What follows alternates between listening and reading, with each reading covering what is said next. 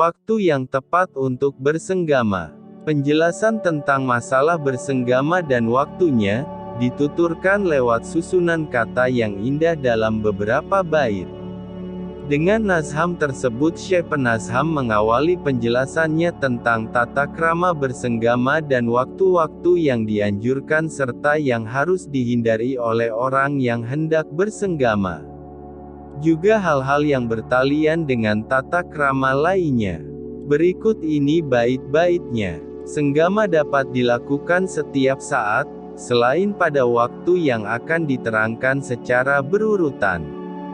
Di dalam saat tersebut senggama bisa dimulai, wahai kawan, seperti penjelasan yang terdapat pada surat An-Nisa.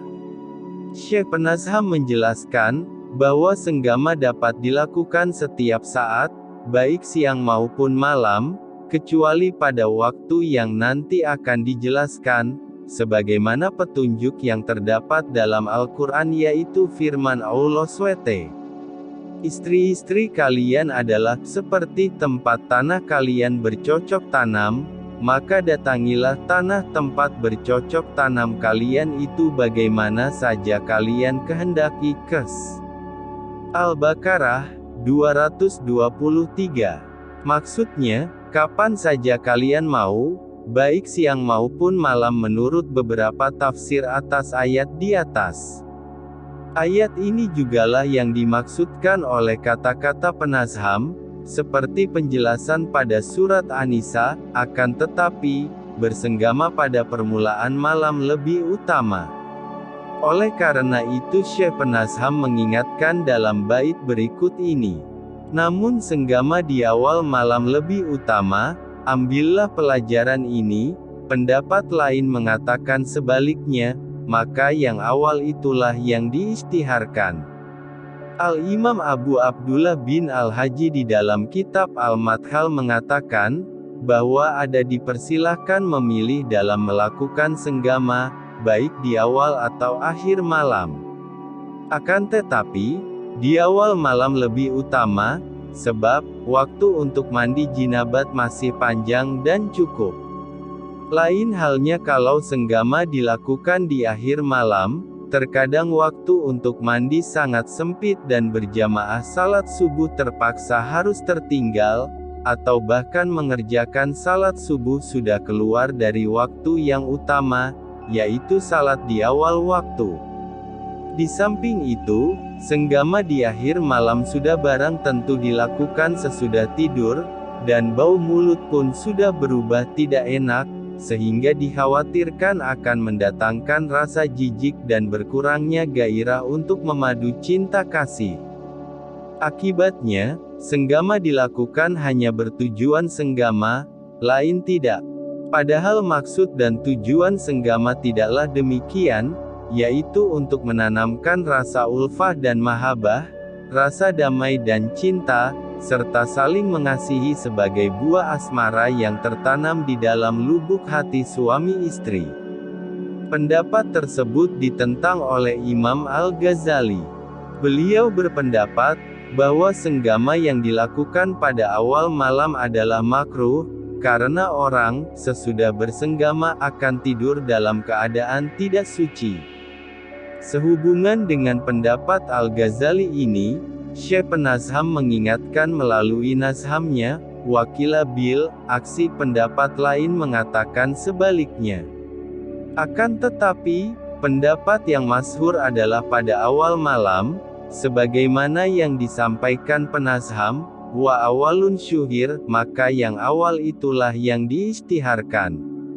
Selanjutnya Syekh Penazham menjelaskan beberapa malam, di mana disunahkan di dalamnya melakukan senggama, sebagaimana diuraikan pada bait nazham berikut ini. Senggama di malam Jumat dan Senin benar-benar disunahkan, karena keutamaan malam itu tidak diragukan. Syekh Penazham menjelaskan, bahwa disunahkan bersenggama pada Maka Jumat. Karena malam Jumat adalah malam yang paling utama di antara malam-malam lainnya. Ini juga yang dimaksudkan Syekh Penazham, bilailatil gerubi dengan menetapkan salah satu tawil hadits berikut ini. Allah SWT memberi rahmat kepada orang yang karena dirinya orang lain melakukan mandi dan ia sendiri melakukannya. Syekh Suyuti mengatakan, bahwa hadits tersebut dikuatkan oleh hadits dari Abu Hurairah berikut ini. Apakah seseorang di antara kalian tidak mampu bersenggama bersama istrinya pada setiap hari Jumat? Sebab, baginya mendapat dua macam pahala, pahala dia melakukan mandi dan pahala istrinya juga melakukan mandi. Hari Baihaqi. Bersenggama itu disunahkan lebih banyak dilakukan daripada hari-hari dan waktu yang telah disebutkan di atas. Hal itu dijelaskan oleh Syekh Penazham melalui nazhamnya berikut ini. Senggama dilakukan setelah tubuh terangsang, hai pemuda, tubuh terasa ringan dan tidak sedang dilanda kesusahan. Syekh Penazham menjelaskan, bahwa termasuk ke dalam tata krama bersenggama adalah senggama dilakukan setelah melakukan pendahuluan, misalnya bermain cinta, mencium pipi, tete, perut, leher, dada, atau anggota tubuh lainnya, sehingga pendahuluan ini mampu membangkitkan nafsu dan membuatnya siap untuk memasuki pintu senggama yang sudah terbuka lebar dan siap menerima kenikmatan apapun yang bakal timbul. Hal ini dilakukan karena ada sabda Nabi SAW, janganlah salah seorang di antara kalian bersenggama dengan istrinya, seperti halnya hewan ternak. Sebaiknya antara keduanya menggunakan perantara. Ditanyakan, apakah yang dimaksud dengan perantara itu? Nabi SAW menjawab, yakni ciuman dan rayuan.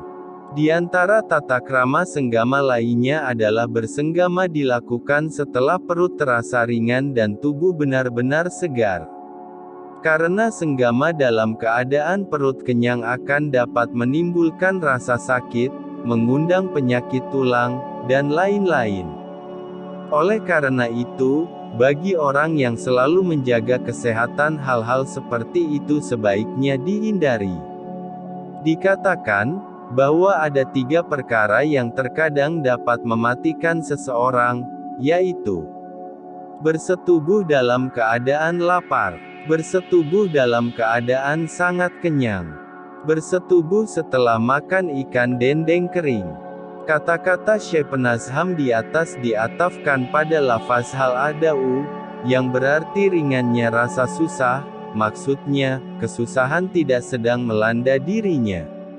Oleh karena itu sebenarnya susunan kata tersebut ringannya rasa susah tidak diperlukan lagi, karena ada kata-kata Penazham. Setelah tubuh terasa ringan. Jadi seolah-olah susunan kata tersebut hanya untuk menyempurnakan bait nazham.